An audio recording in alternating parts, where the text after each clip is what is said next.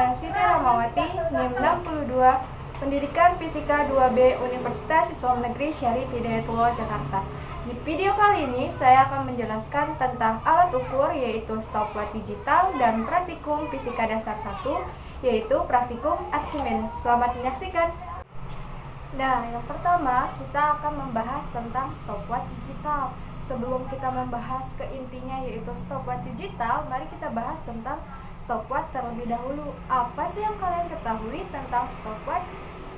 Ya, betul. Stopwatch adalah alat yang digunakan untuk mengukur lamanya waktu yang diperlukan dalam kegiatan, baik kegiatan praktikum maupun kegiatan lainnya. Bukan hanya pengertiannya saja, tapi stopwatch juga memiliki kelebihannya. Kelebihan dari stopwatch ada 4. Yang pertama yaitu proses perhitungan lebih cepat. Yang kedua yaitu semua jenis gerakan waktu diketahui. Yang ketiga yaitu lebih praktis dalam mencatat data. Yang keempat yaitu data yang diperoleh lebih akurat. Bukan hanya kelebihannya saja, tapi stopwatch juga memiliki kekurangannya, yaitu dibutuhkan ketelitian bagi seorang pengamat yang melakukan pengukuran, karena akan berpengaruh terhadap perhitungan yang didapat. Nah, setelah kalian mengetahui tentang pengertian stopwatch, kelebihan dan kekurangan dari stopwatch, mari kita bahas tentang stopwatch digital. Apa sih yang kalian ketahui tentang stopwatch digital itu? Ya, betul. Stopwatch digital merupakan jenis stopwatch yang menggunakan layar atau monitor yang berfungsi untuk petunjuk hasil pengukuran. Bukan hanya pengertiannya saja, tapi stopwatch juga mempunyai prinsip, bagian-bagian, dan cara penggunaan stopwatch yang benar. Yang pertama, kita akan bahas tentang prinsip kerja stopwatch digital. Prinsip kerja stopwatch digital merupakan cara kerja stopwatch digital dimulai dikala tombol dalam keadaan on. Arus dari sumber tegangan atau baterai akan mengalir ke komponen-komponen elektronik yang terdapat dalam stopwatch digital. Komponen-komponen tersebut yang akan melaksanakan perhitungan dan menampilkan angka digital pada layar atau monitor stopwatch digital. Yang kedua, kita akan bahas tentang bagian-bagian yang terdapat pada stopwatch digital. Ada apa aja sih bagian-bagian yang terdapat pada stopwatch digital? Yang pertama yaitu layar atau monitor, berfungsi sebagai petunjuk hasil pengukuran. Yang kedua yaitu tombol start atau tombol stop, berfungsi untuk memulai atau mengakhiri pengukuran. Yang ketiga yaitu tombol replay, berfungsi untuk melihat ulang perhitungan waktu yang terakhir. Yang keempat yaitu tombol reset yang berfungsi untuk mengulangi pengukuran. Yang ketiga, kita akan bahas tentang cara penggunaan stopwatch digital. Yang pertama yaitu siapkan stopwatch digital yang akan digunakan untuk pengukuran. Yang kedua yaitu pastikan stopwatch digital dalam keadaan nol atau terkalibrasi. Yang ketiga yaitu tekan tombol start untuk memulai pengukuran. Yang keempat yaitu tekan tombol stop untuk mengakhiri pengukuran. Yang kelima yaitu membaca hasil pengukuran yang tertera pada layar atau monitor stopwatch digital. Yang keenam yaitu mencatat hasil pengukuran. Yang ketujuh, untuk mengulangi pengulangan pengukuran, maka tekan tombol reset. Nah, setelah kalian mengetahui tentang pengertian stopwatch, kelebihan stopwatch, kekurangan stopwatch, prinsip kerja stopwatch digital, cara penggunaan stopwatch digital, dan bagian-bagian yang terdapat pada stopwatch digital, mari kita bahas tentang praktikum fisika dasar 1 yaitu praktikum Archimedes. Pada praktikum Archimedes terdapat tujuan praktikum, hipotesis, variabel yang terdapat pada praktikum, alat bahan, langkah kerja, dan pengolahan data. Yang pertama, kita akan bahas tentang tujuan praktikum. Tujuan praktikum Archimedes terdapat 5. Yang pertama yaitu menentukan massa jenis benda padat. Yang kedua, menentukan jenis bahan penyusun benda. Yang ketiga yaitu menentukan gaya apung atau gaya ke atas suatu benda. Yang keempat yaitu mengaplikasikan prinsip Archimedes. Yang kelima yaitu memahami konsep fluiditas statis dalam perkuliahan fisika. Yang kedua, kita akan bahas tentang hipotesis dari tujuan praktikum Archimedes. Yang pertama yaitu Setiap benda mempunyai massa jenis yang berbeda-beda. Yang kedua yaitu bahan penyusun yang digunakan dalam praktikum Archimedes ada 5. Yang pertama kayu, yang kedua tembaga, yang ketiga besi, yang keempat aluminium, dan yang kelima kuningan. Yang ketiga yaitu gaya apung atau gaya ke atas dipengaruhi oleh massa jenis, volume, dan gravitasi bumi. Yang keempat yaitu pengaplikasian prinsip Archimedes terdapat pada kapal laut dan jembatan Poton atau jembatan apung.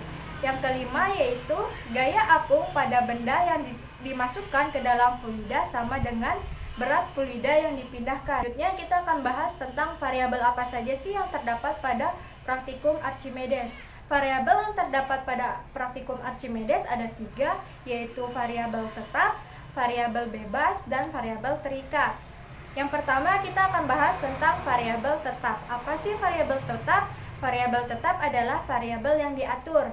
Misalnya pada praktikum Archimedes yaitu bentuk benda, jenis benda, dan fluida. Yang kedua yaitu variabel bebas. Variabel bebas adalah variabel yang mempengaruhi. Misalnya massa benda, volume, panjang, lebar, dan tinggi. Yang ketiga yaitu variabel terikat. Variabel terikat yaitu variabel yang dicari atau variabel yang dihitung. Misalnya gaya apung. Nah, setelah kalian mengetahui tentang tujuan, hipotesis, dan variabel-variabel yang terdapat pada praktikum Archimedes, selanjutnya kita akan bahas tentang prinsip Archimedes. Prinsip Archimedes merupakan suatu konsekuensi yang perlu dari hukum-hukum statistika fluida. Bunyi dari prinsip Archimedes yaitu gaya apung pada benda yang dicelupkan ke dalam fluida sama dengan berat fluida yang dipindahkan. Pada prinsip Archimedes terdapat 3 syarat, yaitu syarat mengapung, syarat melayang, dan syarat tenggelam. Nah, yang pertama kita akan bahas tentang syarat mengapung. Syarat mengapung apabila gaya angkat ke atas lebih besar dari berat benda atau massa jenis fluida lebih besar dari massa jenis benda. Yang kedua yaitu syarat melayang. Syarat melayang apabila benda tercelup sampai terendam namun tidak menyentuh dasar, atau massa jenis fluida sama dengan massa jenis benda. Yang ketiga yaitu syarat tenggelam. Apabila gaya angkat sudah tidak kuat lagi menahan berat benda, maka benda akan jatuh ke dalam fluida atau massa jenis benda lebih besar dari massa jenis fluida.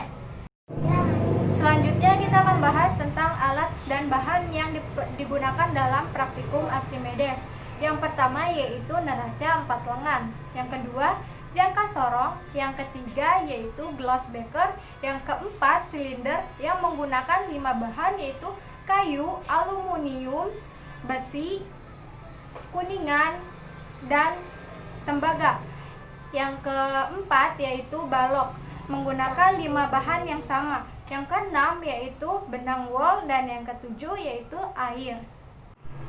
Langkah kerja percobaan 1 yaitu pengukuran langsung massa jenis balok.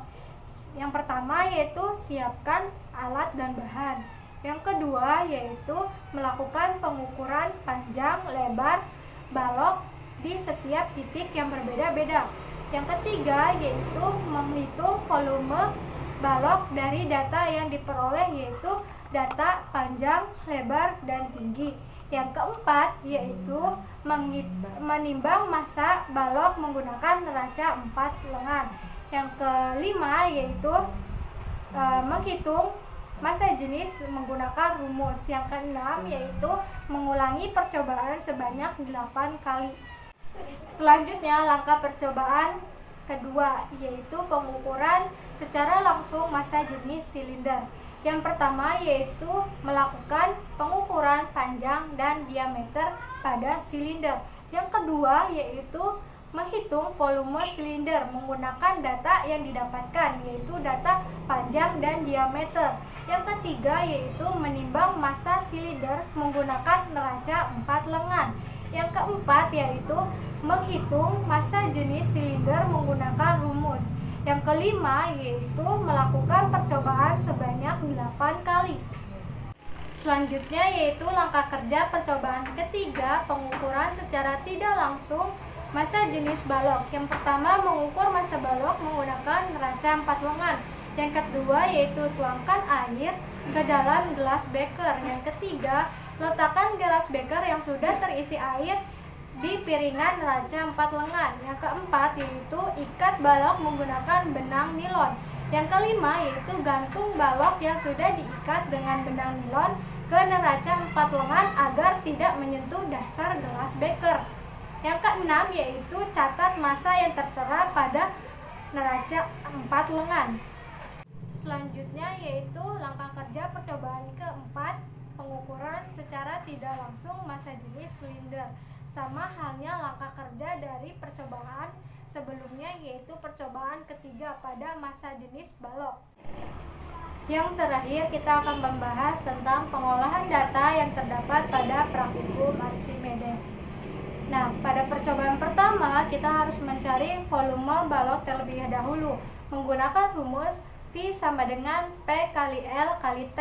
Kemudian untuk mencari massa jenis kita menggunakan rumus Rho sama dengan M dibagi V. Selanjutnya untuk mencari gaya ke atas atau gaya apung menggunakan rumus FA sama dengan Rho dikali G dikali V atau FA sama dengan massa jenis dikali gravitasi dikali volume. Percobaan kedua yaitu pada silinder. Nah, pada silinder kita harus mencari volumenya terlebih dahulu menggunakan rumus V sama dengan PR kuadrat dikali T. Untuk mencari massa jenis menggunakan rumus Rho sama dengan M dibagi V. Untuk mencari gaya apung atau gaya ke atas menggunakan rumus FA sama dengan Rho dikali G dikali V atau FA sama dengan massa jenis dikali gravitasi dikali volume. Selanjutnya untuk percobaan ketiga dan percobaan keempat kita mencari massa jenis terlebih dahulu menggunakan rumus Rho sama dengan massa benda dibagi massa benda dikali massa semu dikali Rho air. Selanjutnya untuk mencari gaya ke atas atau gaya apung menggunakan rumus FA sama dengan Rho dikali G dikali V.